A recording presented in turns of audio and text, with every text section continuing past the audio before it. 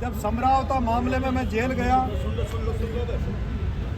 समरावता मामले में तब जब मैं जेल गया तब आप लाखों की संख्या में मेरी लड़ाई बाहर लड़ रहे थे और मेरे साथ खड़े थे। लेकिन मैं जब झालावाड़ में जेल गया तब ज़्यादातर लोग निराश हो गए थे, ज़्यादातर लोग मेरे से सहमत नहीं थे। ज़्यादातर लोगों का ये मानना था कि इस काम को छोड़ दो, रोज़ रोज़ जेल मत जाओ, रोज़ रोज़ इस तरह के प्रदर्शन मत करो।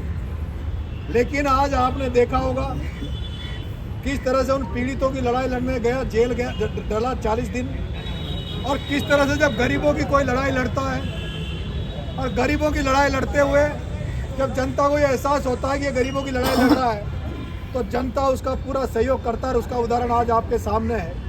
24 घंटे के अंदर अंदर आप सबके तमाम लोगों के सहयोग से, राजस्थान की जनता के सहयोग से 80-90 लाख रुपए सरकार ने 84 लाख दिए, हमारे पास लगभग 80-90 लाख रुपए आ गए। मेरे को भरोसा है कल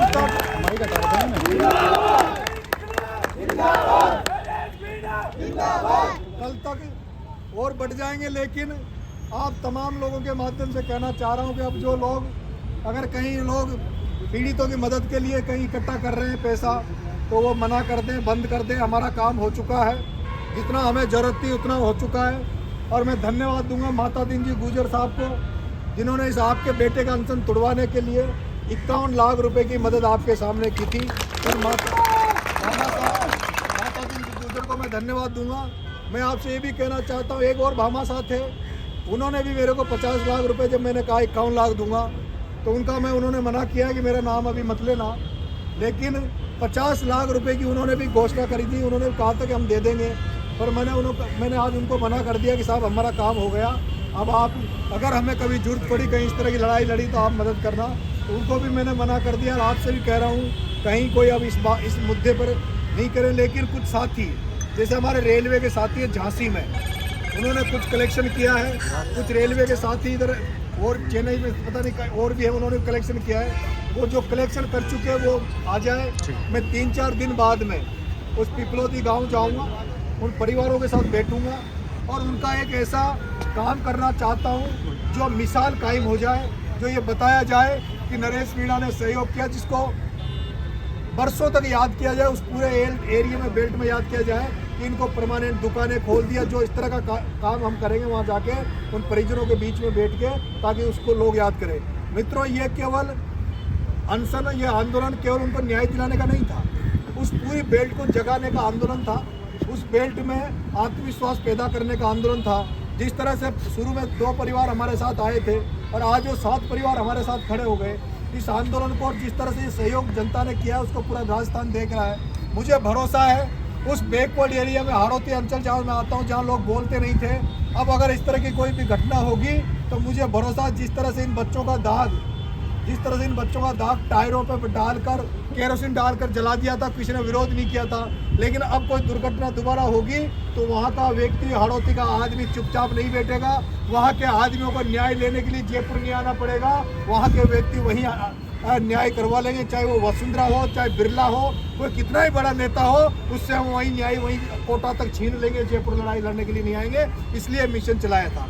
मित्रों, मैं अब इस लड़ाई को, नेता बनना सब चाहते हैं, लेकिन मैं नेतागिरी से हटकर मैं एक सामाजिक कार्यकर्ता बनना चाहता हूँ, सामाजिक नेता बनना चाहता हूँ, जो समाजों के लिए काम करे, जागृति के लिए काम करे। और ये जो मैं अनशन पे था, आप लोगों से हाथ जोड़ के निवेदन कर रहा हूँ, मैं जब अनशन पे था तो उस अनशन से लोगों का ध्यान भटकाने के लिए एक फर्जी सरपंच, जो सरपंच भी नहीं है, उसके माँ बाप सरपंच होंगे, उसने किस तरह का वातावरण बनाया था। पहले उसने गुजर मीणाओं को लड़ाने का वातावरण बनाया। जिस तरह से सचिन पायलट और नरेश मीणा ने साथ रहकर, जिस तरह से प्रहलाद गुंजल और नरेश मीणा ने साथ रहकर गुजर मीणाओं को एक किया था, जिस तरह से मैंने जीआर खटाना का प्रचार करके गुजरों में अपना विश्वास जताया था, गुजरों का जिस तरह से सहयोग मिला, और आज आप लोग सब गर्व महसूस करोगे कि आपका बेटा नरेश मीणा है, जिसको जान बचाने के लिए गुजर का बेटे ने 51 लाख रुपए आपके सामने दिए। मैं दोस्तों विश्वास दिला रहा हूँ आपको जो मैं दूसरे भामाशाह का नाम अभी जाहिर नहीं करना चाहता, जिसने मुझे 50 लाख का आश्वासन दिया था, वो राजपूत समाज से आते हैं, जिन्होंने कहा था कि बेटा मैं 50 लाख रुपए भेज दूंगा, तुम अनशन तोड़ दो। मैंने जाट समाज ने मदद करी है।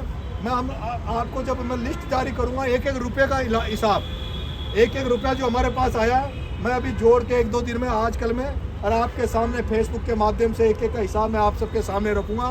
फूटी ये बच्चे हैं, 1 रुपये की भी नरेश मीणा ने ना तो अब तक बेईमानी करी है, ना आगे नरेश मीणा बेईमानी करेगा, क्योंकि ये नरेश मीणा पर विश्वास और भरोसा राजस्थान की जनता ने जो कायम किया है, उसी की देन है कि 24 घंटे के अंदर अंदर 80-90 लाख रुपए राजस्थान की जनता ने दिया है। लेकिन लड़ाई अभी ख़त्म नहीं हुई है, लड़ाई ख़त्म नहीं हुई है। आपने समझौता के बाद में झालावाड़ गया तो सब लोग नाराज़ थे कि उग्रपन छोड़ दो, तो तुमने कहा तो मैं गांधी बन गया, लेकिन गांधी बना तो 15 दिन गांधी बन के रहा, उसका हाल तुमने देख लिया। ज़्यादातर लड़के, जब कल मसाल जुलूस निकल रहा था, मैं कमेंट देख रहा था, लड़के कह रहे थे कि इसको गुजर की थड़ी की तरफ नहीं, इसको भजन लाल की तरफ चलने दो। तो मैं कह रहा हूँ इलाज वही बचा है, भगत सिंह बनना इलाज बचा है। डूंगरी बांध में अगर नरेश मीणा वहाँ जाके धरना अनशन में बैठ जाएगा तो उनका डूंगरी बांध बच नहीं पाएगा। मेरे भाइयों, मेरा ये मानना है। क्या मानते हो कि नहीं मानते हो? मानते हो नहीं मानते हो? मैं अगर वहाँ गांधी बन के बैठ जाऊंगा तो क्या डूंगरी बांध बच जाएगा? नहीं बचेगा। जहाँ की डूंगरी बांध की जब माताएं बहनें झांसी की रानी बनने के लिए तैयार है, और उन झांसी की रानी वीरांगना बनने के बीच में अगर नरेश मीणा कहेगा कलेक्टर साहब, एसपी साहब, भजन लाल जी हमारी बात मान लो, तो क्या मानेंगे? क्या नहीं मानेंगे। जब 15 दिन भूखे रह के हाथ जोड़ के भीख मांग ली भजन लाल से, तो अब नहीं मानी तो क्या वहाँ हाथ जोड़ के मानेंगे? क्या नहीं मानेंगे। क्या बनना पड़ेगा? भगत सिंह बनोगे। अब ऐसे नहीं कहोगे ना, धैर्य रख, नहीं कहोगे ना, संयम रख। मेरे भाइयों, भगत सिंह सेना बना रहा हूँ, भगत सिंह सेना बना रहा हूँ। धैर्य नहीं रखना, इनसे लड़। मेरी बात, धैर्य का मतलब होता है इंतजार करो, वेट करो। धैर्य का मतलब क्या होता है? इंतजार करो, वेट करो, जैसे सचिन पायलट इंतजार कर रहा है। मेरे से इंतजार नहीं होगा, मैं केवल 2-3 दिन में ठीक हो जाऊँ, फिट हो जाऊँ, दोबारा से डूंगरी बांध में जाऊंगा। कोई धैर्य नहीं रखूंगा, डूंगरी बांध वालों की लड़ाई लड़ूंगा।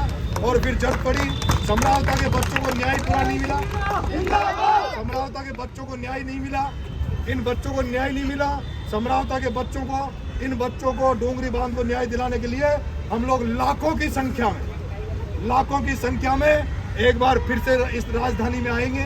आओगे सब लोग? yes! और मसाले लेके आएंगे, या तो वो लकड़ी के साथ साथ यहाँ के सिस्टम को जला देंगे, भ्रष्ट सिस्टम को जला देंगे, भ्रष्ट सरकार को जला देंगे। उस तरीके से आएंगे, तैयार रहोगे ना? एक मुद्दा अभी चीता कॉरिडोर के नाम पर धौलपुर से लेके 12 तक जो जंगलों में हमारे गुजर भाई, मीणा भाई बसे हुए हैं, उनकी भी जमीनों को छीनने का चल रहा है। इसलिए उनके लिए सड़कों पर उतरने की जरूरत है, सेना को मजबूत करने की जरूरत है। मुझे उम्मीद है आप सब लोग इस लड़ाई में मेरा साथ दोगे, जिस तरह से आप साथ दे रहे हो। आपको बहुत बहुत धन्यवाद मेरे भाइयों।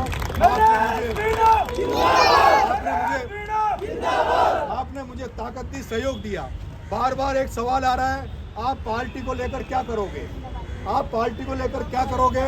मैंने पहले दिन से कह रहा हूँ, जब तक मेरी लाश जिंदा हूँ, जब तक बीजेपी में नहीं जाऊंगा, जब तक मैं जिंदा हूँ उस बीजेपी में नहीं जाऊंगा जिस बीजेपी में 15 दिन तक भूखा पड़ा रहा हूँ और वो सुनवाई नहीं करे। उस बीजेपी में नहीं जाऊंगा जिसने हिंदू मुसलमान गुजर मीणा को लड़वाने का प्रयास करती हो, उस बीजेपी में मैं नहीं जाऊंगा। यही बीजेपी थी, वही वसुंधरा राजे थी जिसने गुजर मीणाओं को मरवा दिया था। इसलिए उस बीजेपी में नहीं जाऊंगा। बच्चा 2 ऑप्शन, एक ऑप्शन थर्ड फ्रंट बचता है, एक ऑप्शन कांग्रेस बचता है। लेकिन मेरे भाइयों, मैं मान सम्मान और स्वाभिमान के साथ समझौता नहीं करूंगा। मैं मान सम्मान स्वाभिमान का समझौता नहीं करूंगा। भिखारी बनकर किसी के दरवाजे पे नहीं जाऊंगा, चाहे महाराणा प्रताप की तरह सूखी रोटी खा लूंगा, घास की रोटी खा लूंगा, लेकिन अपने मान सम्मान स्वाभिमान के साथ समझौता नहीं करूंगा। अगर कहीं जाऊंगा तो मैं जाऊंगा तो वहां जाऊंगा जहां आप सबका सम्मान बढ़े, मेरे साथ काम करने वालों का भी सम्मान बढ़े, उनको भी आदर मिले, उनको भी सत्कार मिले। नरेश मीणा अकेला जाकर कहीं बंद कमरे में जाकर किसी से समझौता नहीं करेगा। और करता ना तो तुम्हारे भाई का अनशन तोड़वाने के लिए बहुत बड़े बड़े लोग आ रहे थे, मना कर दिया तुम्हारे भाई ने। आज जो राजेंद्र गुडा, जो भाई आपका पहले दिन से नरेश के साथ लड़ा, उसी राजेंद्र गुडा के साथ अनशन तोड़ूंगा, उन जनता के साथ अनशन तोड़ूंगा, उन पीड़ितों के साथ अनशन तोड़ूंगा। और आज आपके बीच में आके अनशन तोड़ा है। बहुत बहुत धन्यवाद। राम राम।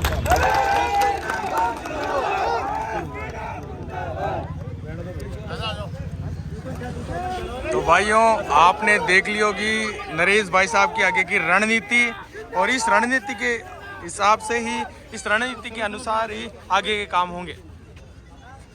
ये बीएसएस के जवान आपको देखने को मिल रहे होंगे, सर्व समाज के युवा साथी जो सच्चाई और न्याय के लिए हमेशा लड़ते हैं। तो इसी के साथ में इस वीडियो को एंड करता हूँ, मिलता है एक नई वीडियो में।